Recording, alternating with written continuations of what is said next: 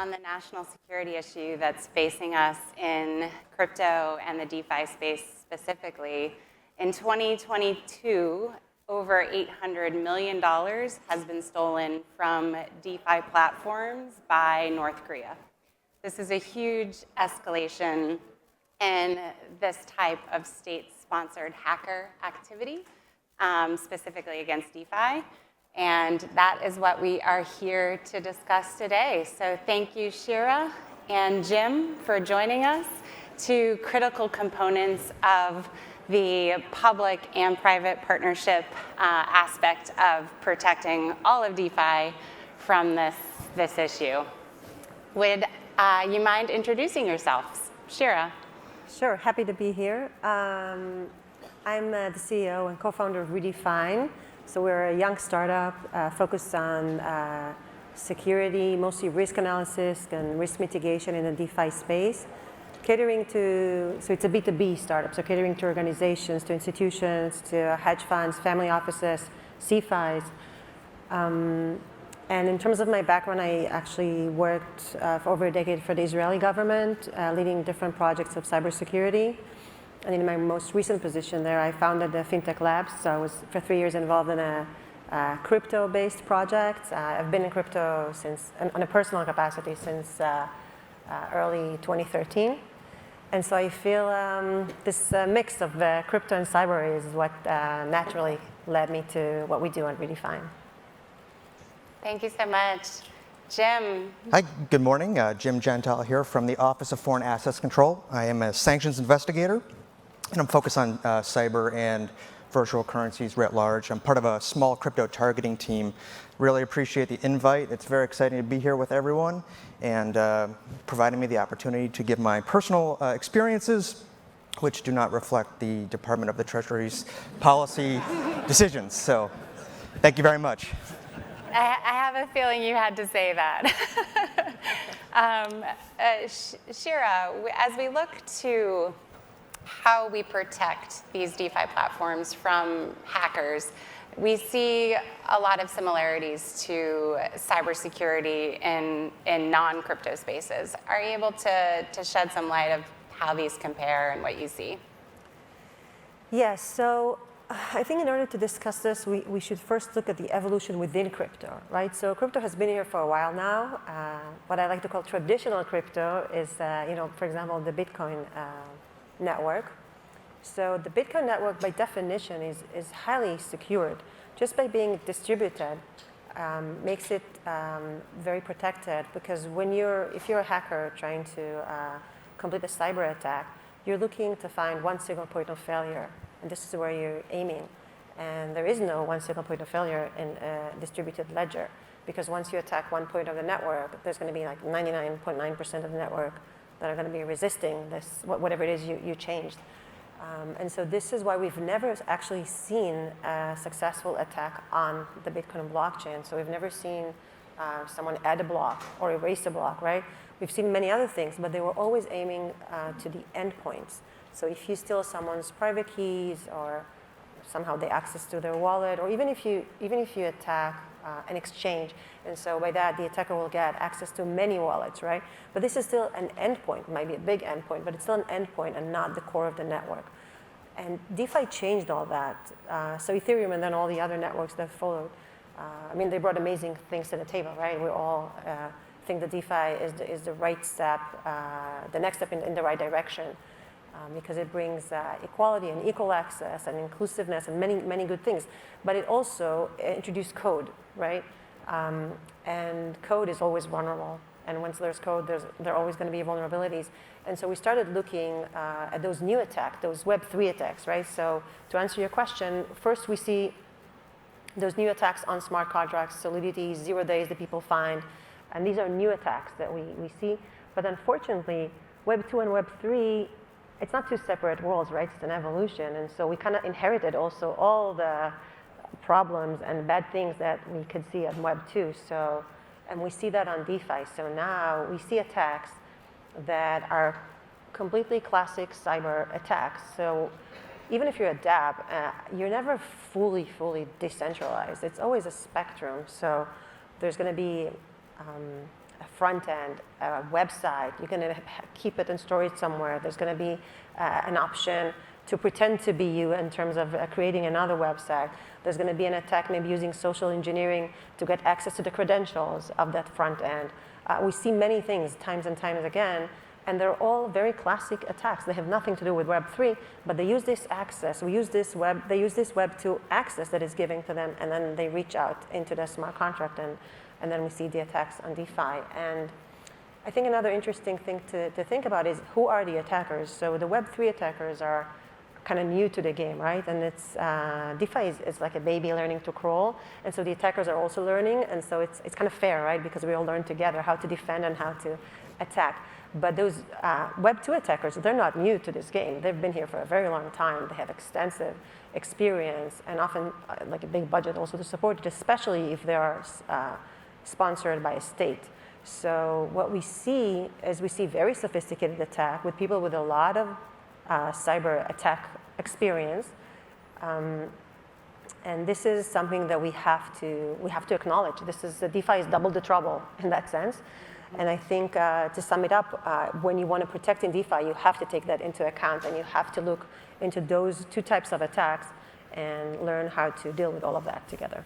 Yeah, it's almost like hackers of DeFi platforms have more quivers in their tool set to hack. They have the age-old tactics of phishing. You know, that's been around for a long time, but now there's also code exploits and flash loans and things that are exploited due to the public nature of the source code. And in terms of monetization, I think this is also something important to look at.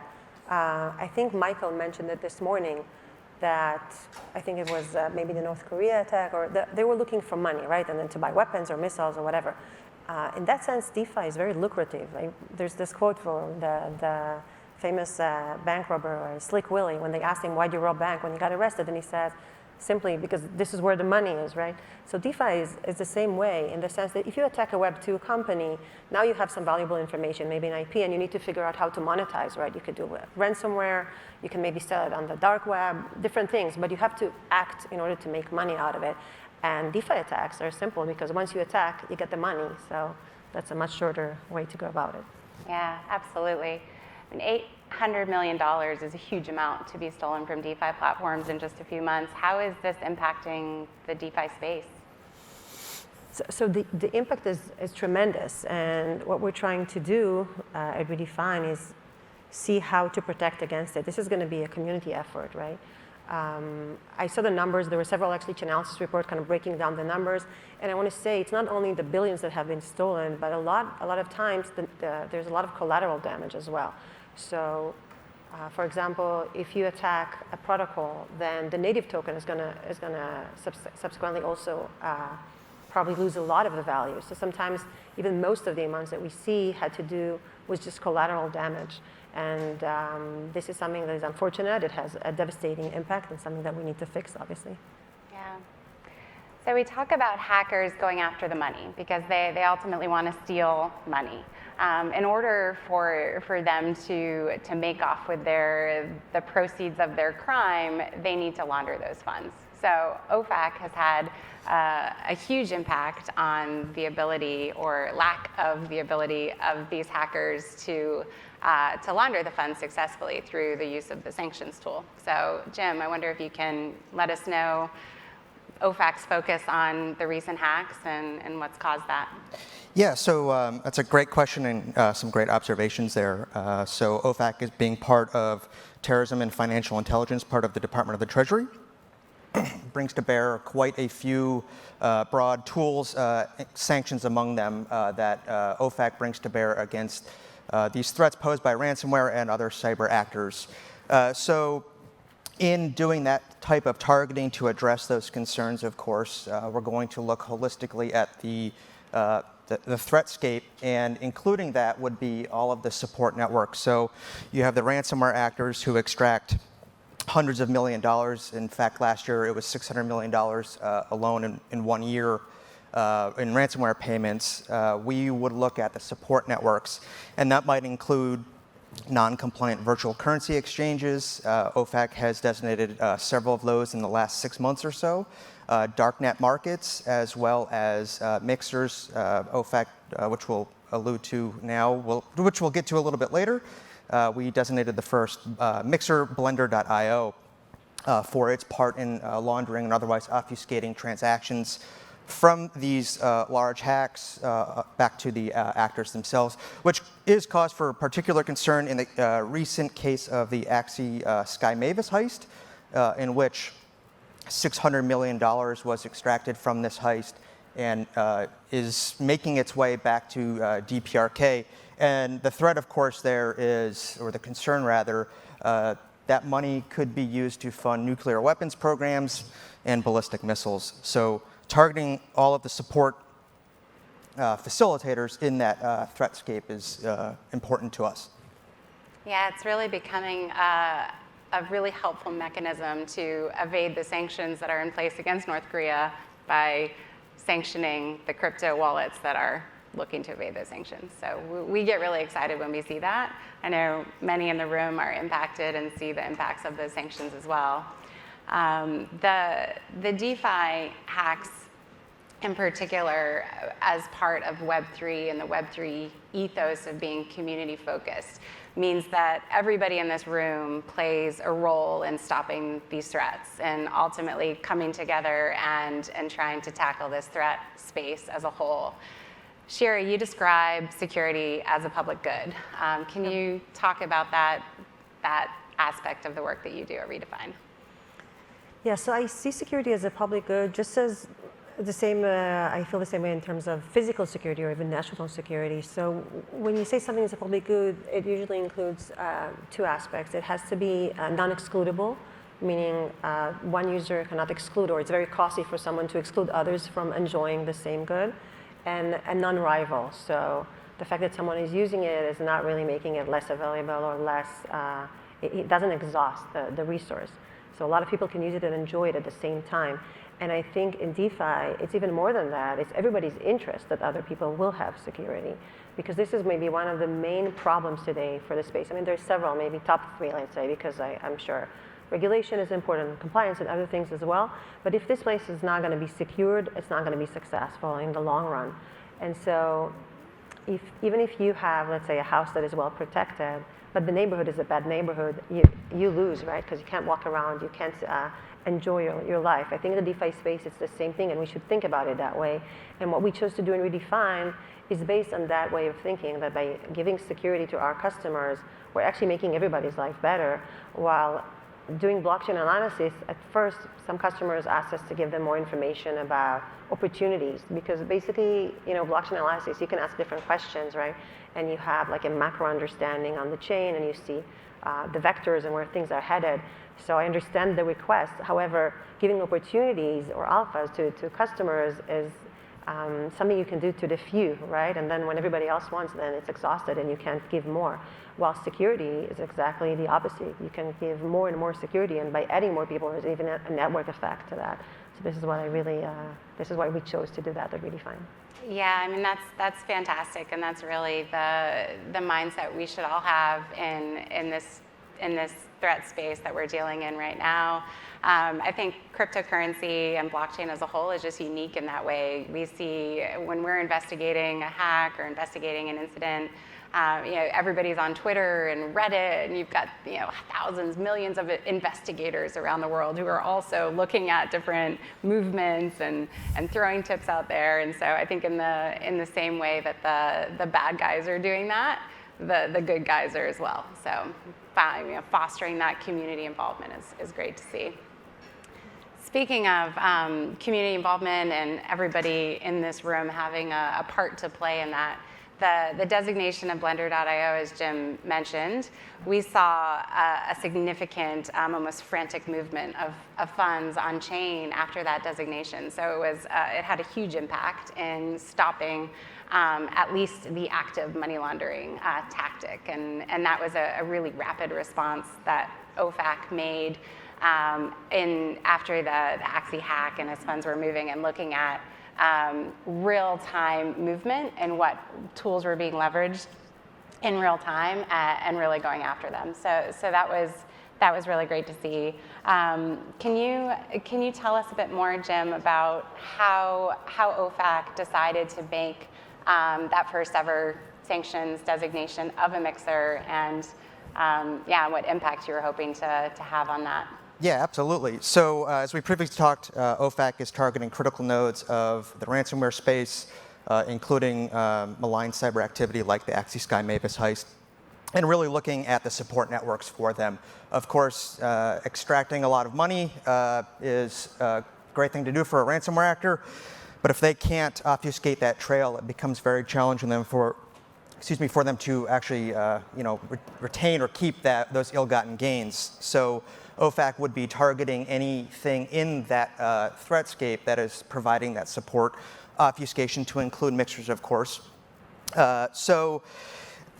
Mixers are, of course, on one hand saying that they are providing services that enhance privacy, but on the other, we're seeing a lot of significantly lacking or non-existent know your customer identification, anti-money laundering controls, which we would expect to have in this sort of a case. So while they say that, they're providing these obfuscation services. So I think moving forward, that would continue to be a cause for concern and therefore action for OFAC and similar organizations.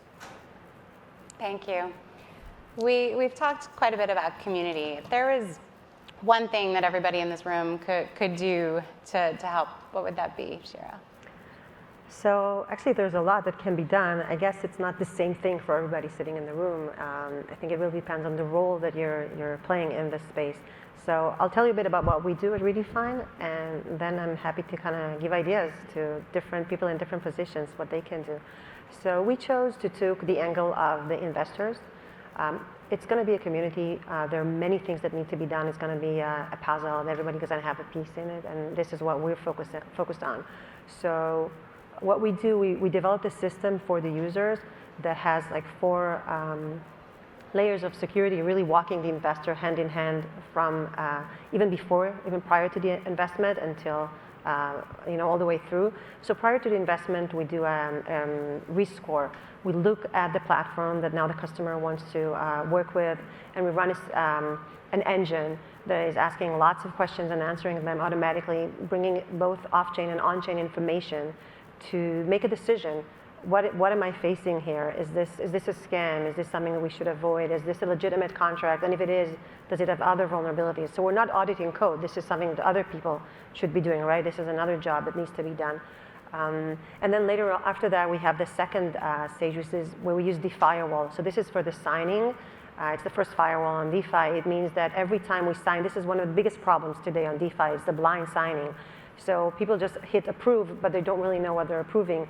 And it's inevitable because nobody tells them. All you see is like a hexadecimal blob, and they need to understand themselves. So this is definitely a market failure over there.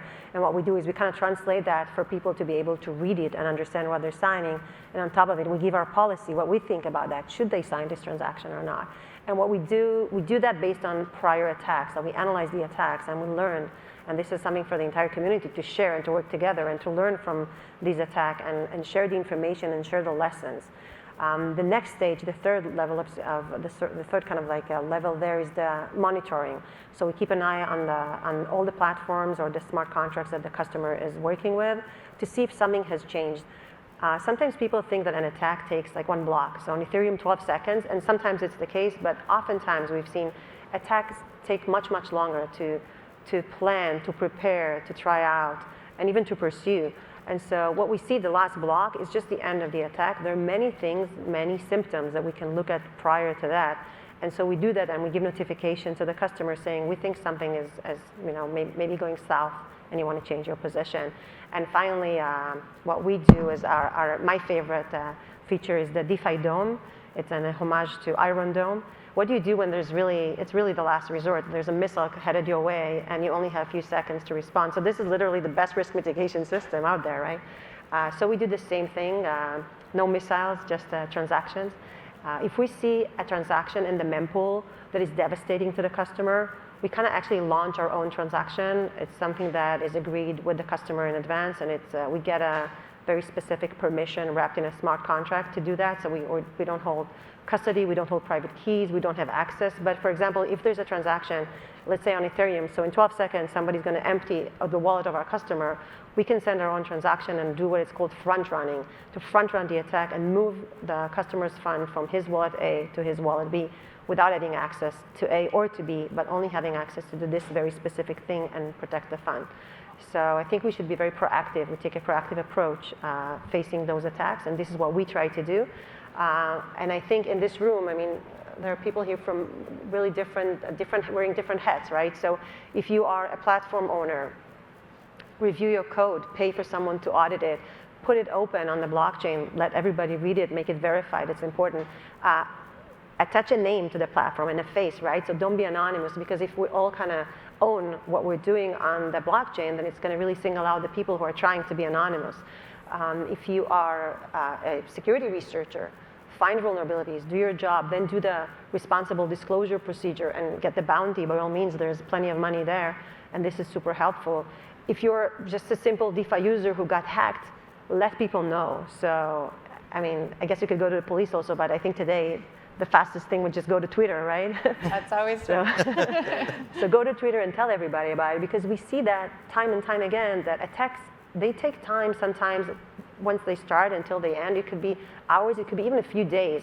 And so more and more people are going to fall into the same trap if you don't tell them. And if you do tell them, the effect is substantial, because if we make those attacks less lucrative, and if you stop an attack, even if you can prevent it, if you stop it really fast, it's substantially less lucrative. And that means it's going to discourage those attacks to begin with, or it's going to prevent people from investing a lot of money in those attacks, because they know they're not going to be able to be home free with the money afterwards. And this is also the part of the government. Everybody can do their part. So this is also super important, discouraging those attacks by AML regulation and by sanctions, and in ways that will not help these attackers to just get the money, will eventually discourage those, all of those attacks. So really, it takes a village, and we need to build that village. It does. And I like to think now I'm going to have the visual image of Redefine deploying the missile shield when the missile's heading their way with the big red button. Jim, your personal views, of course, but from a government perspective, what can people in this room be doing to help combat this? So, by and large, OFAC actions are intended to bring about behavior change in those that are targeted, be it persons or entities, so businesses. That being said, OFAC takes actions to drive the behavior change from supporting or otherwise assisting the cyber-enabled malign activity to not doing so, so discouraging the mixing or otherwise receiving of funds derived from some sort of criminal source. So OFAC wants, Treasury wants, my perspective, of course, is to foster responsible innovation that creates economic opportunities and advances U.S. Financial leadership across the world. So what I would say to everyone is know where the source of funds are coming to your platforms, into your wallets. And the greatest recent example we have of that, of course, is the Sky Mavis heist. Over $600 million was able to traverse the ecosystem in a pretty easy to trace methodology. You can go point to point from Axie itself all the way to several exchanges. So understanding where your virtual assets are coming from would be paramount in that regard. Thank you so much. Final question. Where do you think this is headed? 5, 10 years from now, what do we expect to see? So first of all, I hope to see that village that I described. I think it's important. So 5 to 10 years, I think we're going to see a lot more organizations focused on security and hopefully cooperating and working together. And we see it also in the classic cyber security sphere, sometimes behind the scene, but this is super important. But also I think the world is going to change, right? So right now we focus on DeFi, but eventually DeFi is a use case for blockchain, a very successful one. And really the focus today, but we're already seeing NFTs. So this is not finance already, this is more about ownership, right? And I think we're going to see more and more things as the blockchain evolves and more things are going to move on to the blockchain. So even in terms of ownership, today they can steal your Bored Ape, right? And our DeFi wall was built to focus on DeFi, but it can actually also have for a transaction in terms of NFTs and help prevent scams there. So I think also ourselves and other companies, we kind of evolved to do more blockchain security and not just DeFi. And tomorrow, the registration of your home is going to be on the blockchain, right? So somebody can steal our house on the blockchain. So that's really important to have tools to prevent that. Although sometimes the Bored Ape is even more expensive than the house, but these days it seems to be. Yeah. So yeah, I think this is where it's headed, and we're excited to be part of it. We're looking forward to it. Yeah, we're excited you're a part of it. The village and the community is huge for this.